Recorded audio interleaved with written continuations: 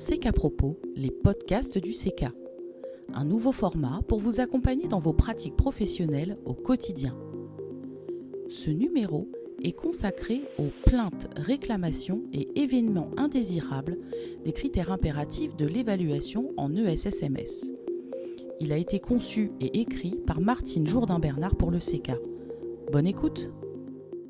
Bonjour, bienvenue dans ce podcast consacré aux critères impératifs qui figurent dans le référentiel de la Haute Autorité de Santé qui date de l'année dernière et qui porte sur l'évaluation de la qualité en ESSMS, établissements, services sociaux et médico-sociaux. Donc aujourd'hui, on est sur deux séries de critères dans le chapitre 3. Il sera question des plaintes et réclamations, donc c'est les critères 3.12.1, 2 et 3. Et d'autre part, les critères liés aux événements indésirables, les critères 3.13, 1, 2 et 3. Dans tous les cas, qu'on soit dans les plaintes, les réclamations ou les EI, on a affaire en définitive à un dysfonctionnement. Et c'est bien pour ça qu'on en parle aujourd'hui de manière groupée.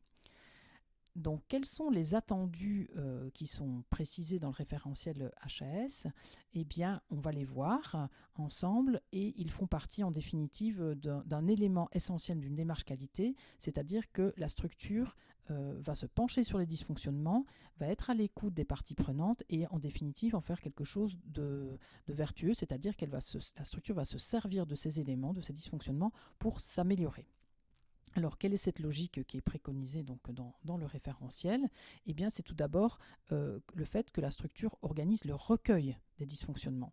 Autrement dit, on va mettre en place un système, une organisation pour recueillir les EI, les plaintes, les réclamations et les tracer.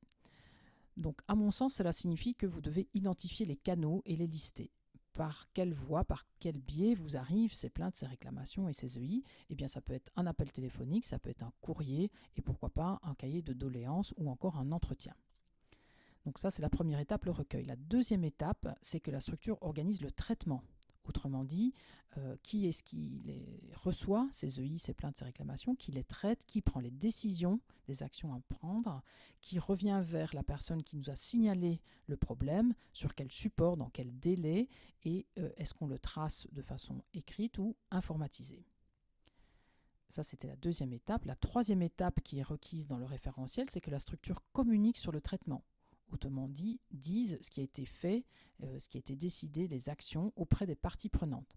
Et là, il faut que vous définissiez quelles sont ces parties prenantes. Ça peut être là où les personnes accompagnées concernées, leurs proches, les professionnels, les membres du CVS, les partenaires, pourquoi pas les bénévoles si vous en avez, le conseil d'administration, voire le comité de direction. Ce qui est surtout important, et là-dessus on insiste au CECA, c'est que la personne qui doit avoir ce retour sur le traitement, c'est surtout la personne qui a signalé le problème, le dysfonctionnement.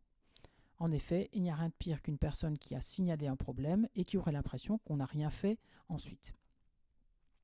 Enfin, quatrième étape dans ce traitement des EI, plaintes et réclamations, c'est que la structure analyse. Et dans le référentiel, HAS parle d'analyse collective des dysfonctionnements. Autrement dit, autour d'une table, on va se repencher sur l'événement en question, rechercher ses causes, qu'elles soient immédiates ou profondes, et décider d'actions correctives. HAS parle uniquement d'actions correctives. Ici, moi, j'ajoute que ces actions peuvent être éventuellement préventives, c'est-à-dire vont viser à ce que la situation ne se reproduise pas.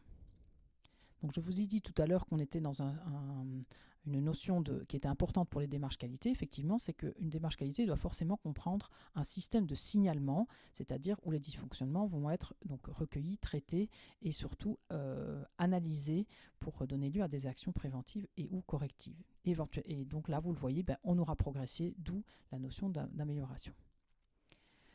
Toutes ces étapes qu'on vient de lister peuvent constituer une procédure, un document interne que vous allez mettre au sein de la structure qui sera bien sûr diffusé aux professionnels. Cette procédure ou ce protocole peut être soit unique, c'est-à-dire indifférencié quel que soit le type de dysfonctionnement, ou au contraire, vous pouvez avoir des procédures différentes selon les types de dysfonctionnements auxquels vous êtes confrontés. À ce stade, j'attire votre attention sur deux points de vigilance.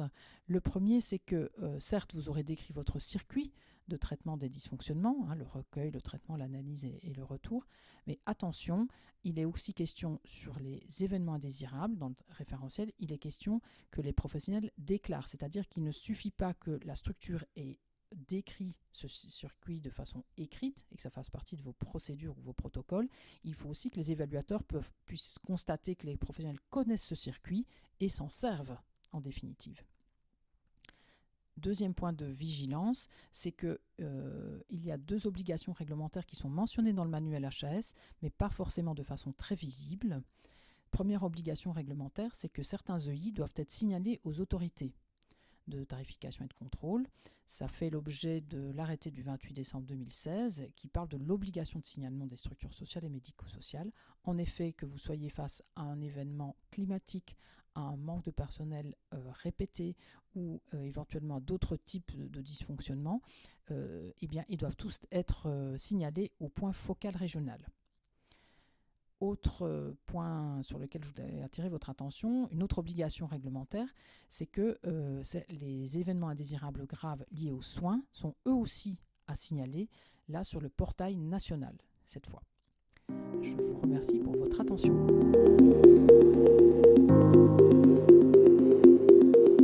C'était CECA Propos, les podcasts du CECA.